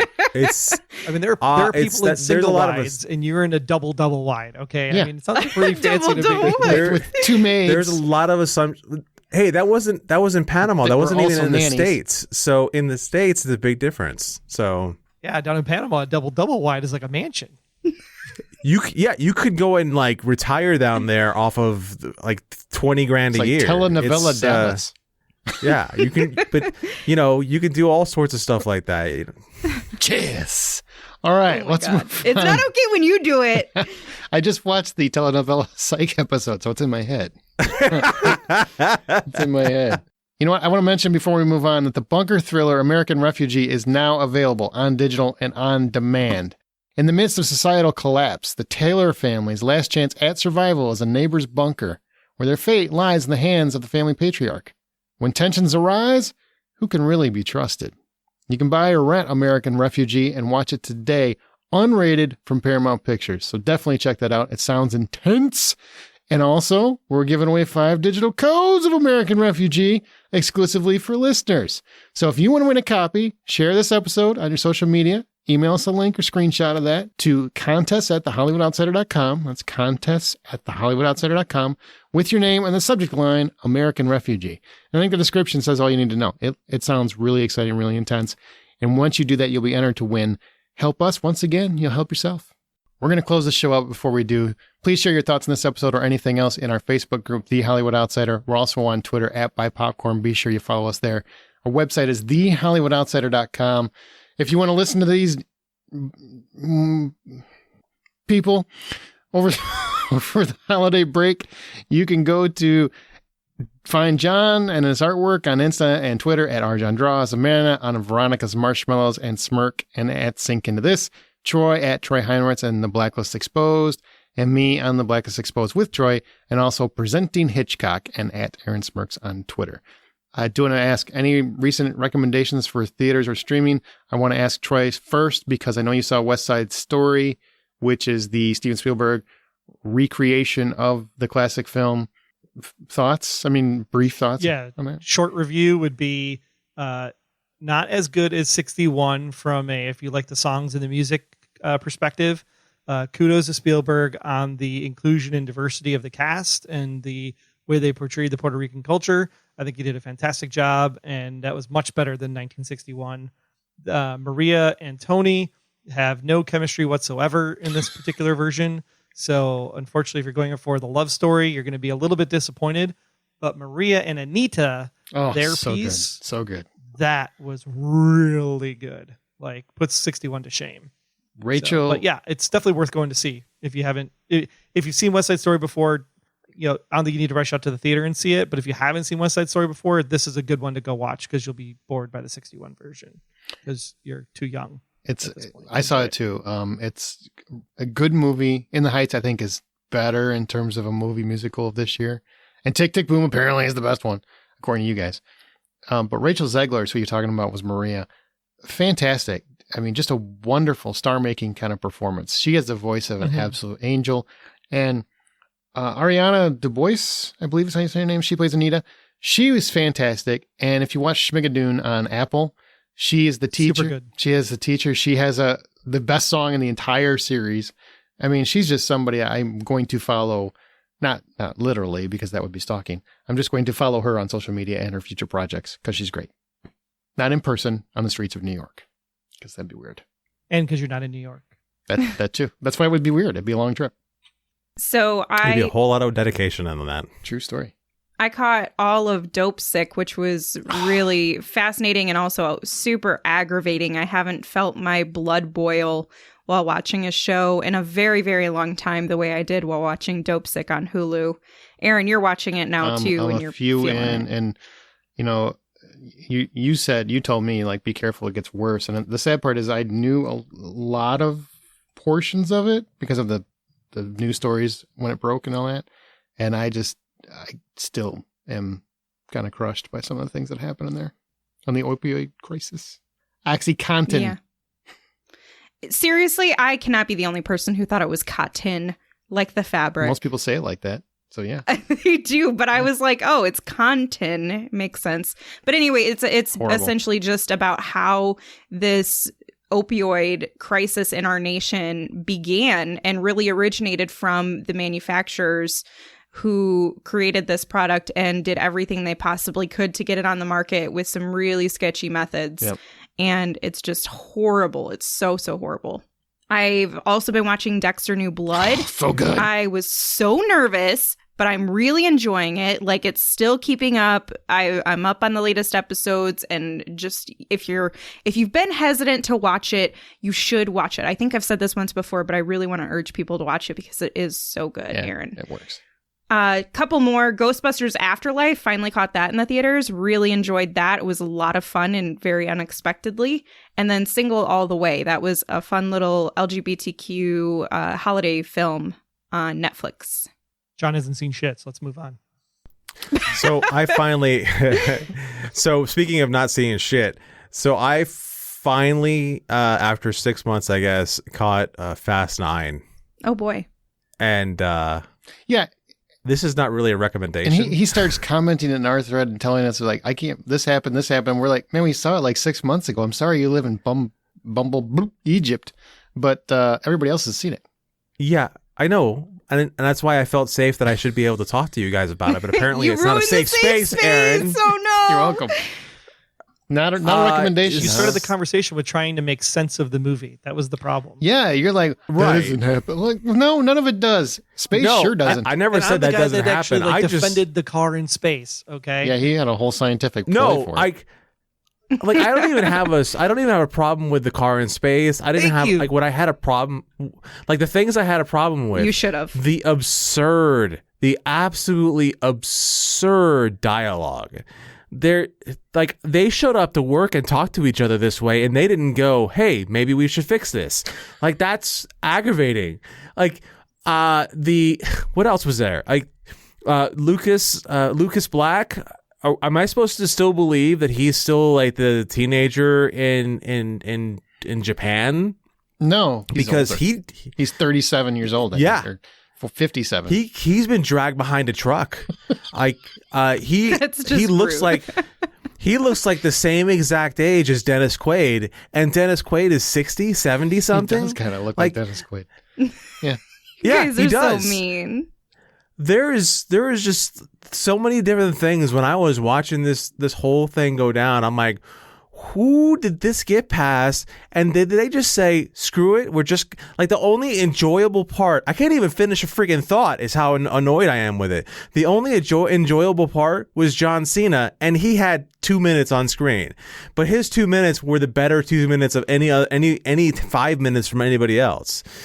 So go watch it. Really misses John, the Rock. you need a hug. Yeah, it really misses The Rock. That's what really is missing. It really does. It needs that foil for Dom, because like Dom and John Cena wasn't a good enough foil for Dom. Well, because the logic like The of Rock his is. brother that has never been mentioned in any film at all once. Suddenly, and then the story they gave him that, well, basically, he got butthurt and then he went off and became a super spy. I'm just like, what? Right. That's dumb. That's the best you could come up with? This is how they try to come back, turn it all back around again from the whole, like, how did they go from street racers to super spies all of a sudden? Oh, it's because of Jacob this entire time. And no one's bothered to mention him. Nobody. Right. Nobody. Not Letty, it was really, really dumb. I'm like, couldn't he just have been like his dad had a half brother and he ignored that kid or he left that kid or something? I mean, make it so that's why he's spiteful against the two of them, because at least that would make sense. But this is just, dumb. Dumb. All right. Well, it's time to move on from that. And we're going to finish up with Movie Innuendo. We haven't played this in a while. If you haven't listened to this before, it's probably a good time to just never listen. Just walk away. Walk away clean. No, it's so fun. Walk away clean. What we're going to do is each of us have 2 innocent lines from any Christmas film this time, and we're going to deliver them as sexual innuendo. Now, the rules are you can't change the line. It's got to be the line that was written. It's just the delivery makes it naughty. Now we're going to go John, me, Amanda, and Troy. So John, take it away and tell us the movie or that you're referencing to, so we know, please. Oh, if you don't know this line, I'm really sorry. Or TV for you. special, whatever. Looks great, little full, lot of sap. I don't know it. Clark Griswold. Oh. Christmas Vacation. I don't think you did it naughty enough, man. I'm just letting you know. I didn't. No What? tingles. I got no tingles from that. None. That's the naughtiest line that is out there in the world. Just wait. I don't. Oh, okay. Well, mine's from It's a Wonderful Life. Beautiful film. Strange, isn't it? Each man's life touches so many other lives. When he isn't around, he leaves an awful hole, doesn't he? I almost used that one. Oh, it's my turn. I forgot. Okay, so mine is from Elf, and it's Buddy who says this line. Santa! Oh my God! Santa's coming! Jesus! Oh my God! Wow! Wow! Okay, can we go home now? Thank you. That wins. I think we're done. I know I'm done. You know what I'm saying? That's what she said. Troy, go ahead. This is from the Child special, dear to Oh. everyone's heart, classic old movie, Frosty the Snowman. There's a certain magic that comes with the very first snow. Oh boy. Yeah, that's, you know what? Amanda's was a tough act to follow, but that was pretty That close. was naughty. John, That was pretty back close. to you. You never look at Frosty the same way. Is that why he's white? Oh my god! Oh my. Oh man, which one do I use? Okay, Name it first. Name the movie first. this is from How the Grinch Stole Christmas, 1966. Maybe Christmas, he thought, doesn't come from a store. Maybe Christmas perhaps means a little bit more in the butt.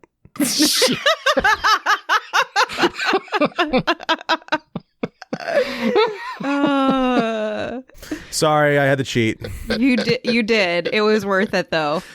All right. Mine's from Rudolph the Red-Nosed Reindeer. Rudolph, with your nose so bright, won't you guide my sleigh tonight? You got so aggressive at the end. I did. Sorry. Like you're going in for that final thrust. Sorry. Images deleted. Okay, so mine is from, let's see here. Eeny, meeny, miny, mo. Catch a tiger by his toe. If y'all just let him go. Eeny, meeny, miny, mo. Okay, mine is from Love Actually. Oh. I don't know where it is. I'll have a poke around. Nice. Well done. Well done. Nice. I think Amanda just wins off of Thank both of these. you. I'll let Trey finish. He had that dirty Frosty. Oh, wait, that's a Wendy's treat. This Delicious is from Wendy's treat. The Holiday. Is that right next to Dirty Sanchez? Stop. Stop. The Holiday. Okay, I know what you're... Okay, I know that Yeah, movie. The Holiday. Yep. It's Christmas Eve, and we are going to celebrate being young and being alive. In the butt. I can hear like an older woman saying a line like this, trying to be very sexual and seductive for sure. I Wah, wah, think Amanda wah. wins, I would say. I That's think my Amanda vote. just called me an old woman. I think I did. Yeah, what's your votes, guys? Who won? Oh, Amanda's first one was great. Amanda told Thank me. you Doesn't so matter. much. Either one of Amanda's wins. Either one. John's just like, we're done, hands down. And apparently there's going to be some people that might be rewinding this podcast. Think well about that, Amanda. I don't want to think about it. We're done. That's it. That's the podcast. So each of you say goodbye to however you want to say goodbye to people. Keep your loved ones close. Keep your enemies closer. Goodbye, 2021. I don't know what to say to follow something so dark and dour, but I guess just, I don't know, keep some optimism for the next year. And at the very least, you'll know that you'll still have the Hollywood Outsiders. Thanks for listening and have a fucking great holiday. I knew it! I knew someone would! What a dick. And in the immortal words of the esteemed Christian Slater, hugs and kisses on all your pink parts. Have a great holiday. We'll see you in 2022. Mwah. Take care. Not your pink parts.